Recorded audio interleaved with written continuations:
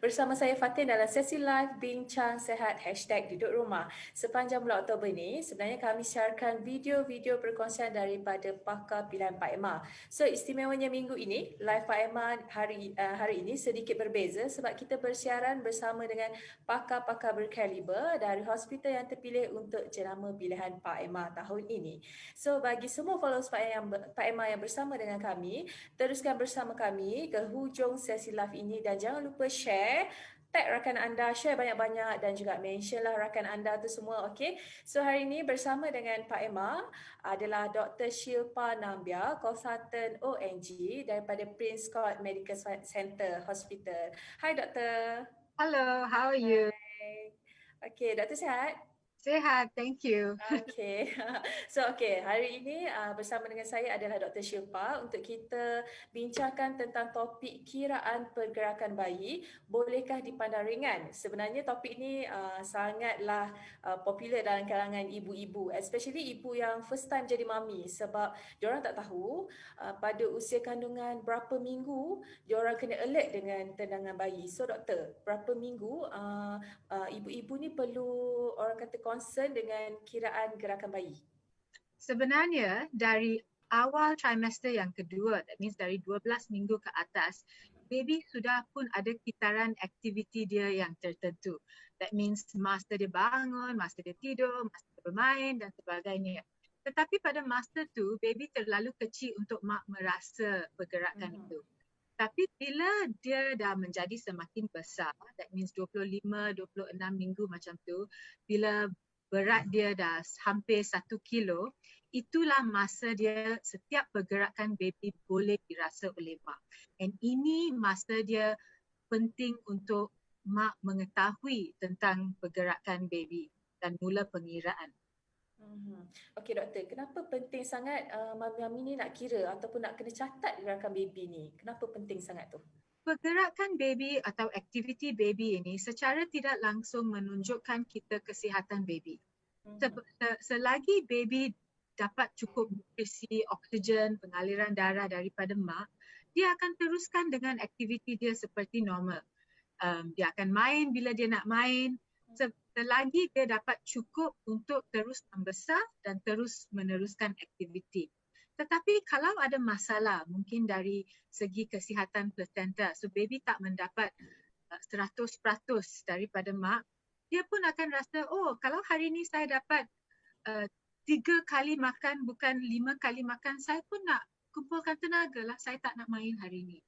And ini mungkin tanda awal untuk menunjukkan kita bahawa ada masalah dengan baby dan mungkin kita kena bagi dia bersalin awal sikit untuk menolong atau mengelakkan daripada benda yang tak bagus macam baby distress dalam perut atau meninggal di dalam perut. Jadi sangat pentinglah nak kena kira atau catat setiap hari orang kata baby tu bergerak berapa kali kan doktor? Betul. Ada beberapa cara untuk kita meneliti pergerakan. Kalau kita nak bagi cara preskriptif untuk nak suruh dari pukul 9 pagi sampai 9 malam, kira tiap-tiap kali baby bergerak, berpusing, menendang. Bila dah sampai 10 kali, kita tengok jam pukul berapa.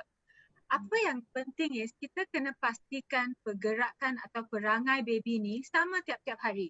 Sebab perangai ni akan berterusan sampai dia keluar dari rahim. So, penting berapa cepat dia habiskan 10 kali gerak tu. Apa yang penting is dia punya pergerakan konsisten. Tiap-tiap hari tu sama. So, ada baby mungkin dia senyap lah pagi, dia bangun lambat sikit. Mungkin dia mula berdansa pukul 1 petang aja sampai pukul 9. Tapi dia habis pergerakan tu pada masa yang sama. Tapi ada juga baby yang sepanjang hari dia senyap aja. Tapi malam dia 5 kali, 50 kali dia bergerak. Itu tak bermaksud ada masalah dengan baby tu. Dia punya perangai lain daripada baby. Faham. Mungkin untuk mak macam itu, dia kena just telitikan apa yang normal untuk baby dia. Dan selagi normal sehingga dia bersalin, baby is okay. Okey doktor, so maksudnya pergerakan bayi tu tak semestinya kita kena catat pukul 9 pagi hingga 9 malam. Itu bergantung kepada baby kita. Contoh kalau baby saya menendang pada pukul 10 malam aktif, kira saya perlu cukupkan sampai 12 gerakan macam tu? Tak semestinya. Selagi you tahu that's normal for your baby, tak cukup. Baby tu akan bergerak lebih daripada 10 kali. Tak kira. So yang penting is dia konsisten. So bergantung kepada mak tu sendiri. Macam mana dia telitikan gerakan. Tapi setiap hari haruslah start pada pukul yang sama lah, waktu yang sama. Maksudnya kalau hari ni pukul 10 malam, so esok pun 10 malam, konsisten macam tu? Betul, betul. So tak boleh lah hari ni pukul 10 malam, esok kita nak start awal sikit 8 malam, tak boleh lah Yalah, sebab mungkin lain. Betul.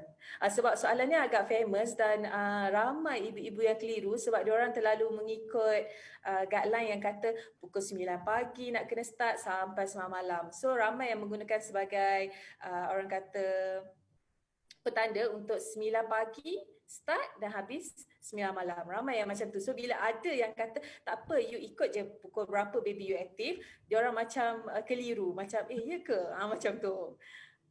Selagi ibu tu faham kenapa kita suruh kira pergerakan ini, itu dah cukup sebab mak sendiri akan tahu kalau baby dia okey atau tidak.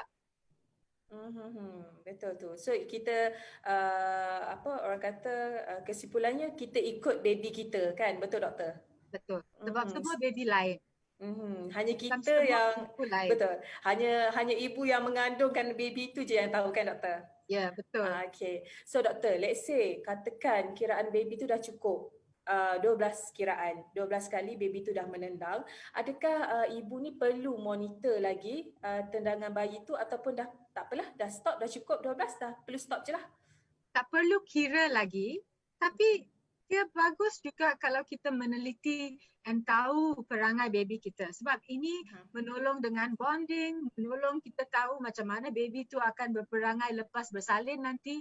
Kalau dia baby yang selalu aktif malam, mungkin itu yang akan berlaku lepas dia bersalin juga. So behavior dia masa dalam perut ibu akan bawa keluar macam tu doktor? Betul. So kalau malam saja dia aktif, matilah habis tidur tu nanti. Macam tu doktor. Okay, so doktor, kenapa ibu-ibu ni kena kira 10 gerakan dalam masa 12 jam? Kenapa tak 11? Kenapa tak 12 ataupun kenapa tak kurang 9 ke? Itu just formula yang kita dapat sebab senang untuk nak bagi tahu semua orang. Tapi kalau ibu tu rasa dia nak kira sampai 12, kiralah sampai 12. Kalau nak, apa yang penting is kita ikut the rules are the same every day. Okay, let's say doktor, hari ni baby saya menendang normal, esok pun normal, tapi lusanya dia tu agak slow. Adakah saya perlu risau? Mula-mula kita kena cuba mengejutkan baby. So kadang-kadang apa yang kita rasa sebagai pergerakan bila baby tendang ke depan, kat depan perut. Kadang-kadang baby terpusing dan tendang ke belakang. So pergerakan tu mungkin kita tak rasa sangat. So mula-mula saya biasanya menasihati ibu untuk minum air kosong yang sejuk. Biasanya itu boleh mengejutkan baby. Dan baring satu belah. Sebab kadang-kadang kalau dia pusing ke belakang, dia dipaksa untuk pusing ke depan sikit. Selepas tu kalau dah rasa pergerakan dia, dan tak payah risau sangat. Tapi selepas tu kalau pergerakan masih lagi slow, lebih baik pergi jumpa doktor atau pergi ke hospital terdekat di mana kita boleh monitor baby dengan lebih teliti. Okey, doktor, tadi kita cakap tentang pergerakan baby yang slow. So sekarang kalau pergerakan baby tu terlalu aktif, adakah itu juga boleh membahayakan nyawa baby? Itu komplain yang bagus. Mhm. Kalau terlalu aktif. Oh, terlalu aktif tu kira macam baguslah untuk baby tu ya, doktor. Okey, doktor. So macam mana pula ada setengah ibu tu dia macam confused. Baby dalam masa 1 minit tu dia kick mami dia and then stop sekejap, berapa minit lagi dia kick lagi. Dia nak kira sebagai satu tendangan ataupun dua tendangan? Dua tendangan. Dua tendangan. So macam mana nak membezakan tendangan tu dua ataupun satu dalam satu masa tu? Ikut jam ke ataupun minit? Mungkin dia pada satu masa maybe 5 minit dia bergerak banyak tu, you kira yang 5 minit tu satu. Atau kadang-kadang baby tak bertendang tapi dia pusing, satu pusingan yang besar itu satu pergerakan.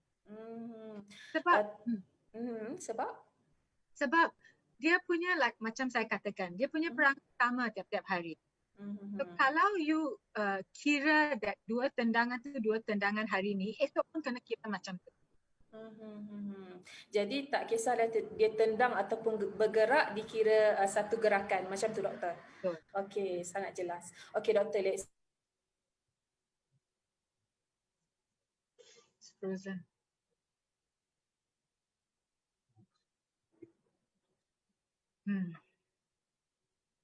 It's okay. Good thing this is not live. Hello.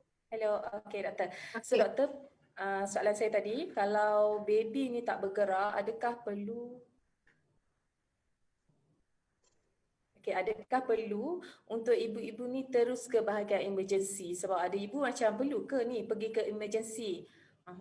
Kalau terlalu awal, that means sebelum 26 minggu, bukan setiap pergerakan yang dirasa oleh mak. So, dia mungkin baby bergerak tapi kita tak rasa saja. So, mungkin kalau awal sangat mengandung, tak perlu pergi ke hospital dengan terus-menerus.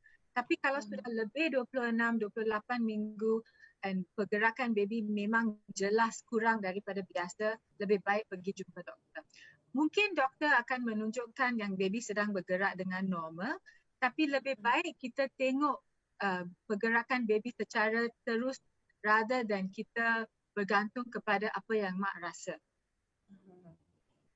Okey, doktor ada nasihat tak untuk ibu-ibu ini yang langsung tak mencatat tendangan ataupun Kalau tidak mencatat tendangan tu tak apa. Kita hanya kena tahu apa perangai baby kita. If you know your baby and you are confident that pergerakan ini sama setiap hari, tak perlu kalau kita tak catatkan dalam buku. Apa yang kita risau is kalau langsung tak pedulikan pergerakan baby ini, ada satu masa mungkin kita tiba-tiba rasa baby tak bergerak untuk 3 hari dah. Dan masalah dia is by the time kita sampai ke hospital, mungkin dah tak ada pergerakan jantung baby. Dan kita tak nak tunggu lama sangat untuk baby ini untuk mensia-siakan nyawa dia sebab kita tak dapat pergi ke hospital dengan cukup cepat untuk menyelamatkan baby ini. Okey doktor, paling cepat berapa jam untuk ibu tu ke bahagian kecemasan untuk dapatkan rawatan susulan kalau bayi ni tak bergerak? Dah tunggu dulu, macam saya kata, minum air sejuk tu, baring satu belah, tunggu 2 jam. Kalau dalam 2 jam tu baby masih lagi tak bergerak, pergi ke hospital. Okey, so maknanya ibu-ibu ni yang mana tengah pregnant sekarang, kalau baby tak bergerak kena tunggu selama 2 jam dulu barulah pergi ke hospital kalau bayi masih tak bergerak lagi kan doktor, betul?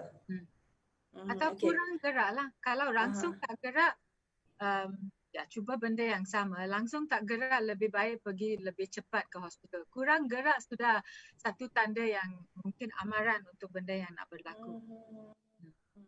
Okey, so maknanya tendangan bayi ni memang sememangnya tidak boleh dipandang ringan oleh mami-mami kan doktor. So kalau ada masalah memang kena terus ke kecemasan ataupun berjumpa dengan pakar lah kan doktor. Betul. Okey, mungkin doktor ada tambahan lain untuk mami-mami tentang tajuk kita hari ini? Selagi kita perhatikan pergerakan baby, pergi jumpa doktor pada masa yang ditetapkan, kebanyakan komplikasi boleh dikurangkan. So itu yang penting. Just make sure that you go for your follow-up. Doktor tu sendiri boleh memantaukan perkembangan baby, perkembangan kesihatan mak. Dan kalau ada masalah apa-apa yang kita dapat check awal, komplikasi dia akan kurang. Okey, apa-apa pun kita kena concern dengan baby kita, kena ambil tahu pergerakan baby kita. Okey, terima kasih banyak-banyak Dr. Shilpa kerana sudi berkongsi dengan followers Pak Emma hari ini. So bagi followers yang tak sempat nak tengok the whole live ni, jangan risau sebab nanti bila dah habis live ni, you all boleh tengok balik di awal siaran kita. Okey, thank you Dr. Dr. Shilpa. Thank you for Sama-sama. inviting me. Okay, bye-bye. Bye-bye. Assalamualaikum. Bye.